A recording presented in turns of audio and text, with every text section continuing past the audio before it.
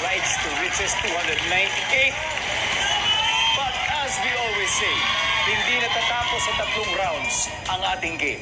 Anything can still happen at exciting po ang tapatan between businessman motovlogger na si Sir Mel.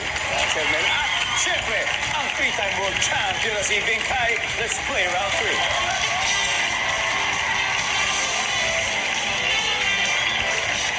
3. Luck guys, 4 na lang to. Top 4 answers. Ano kaya ang itsura, kabuuan ng isang taong ipinaglihi sa balot? Bigay. Mabuhok. Mabuhok! Eto na kaya yun. Survey says, top answer. Bigay. 249 kagad. Pass or play? Play. Play!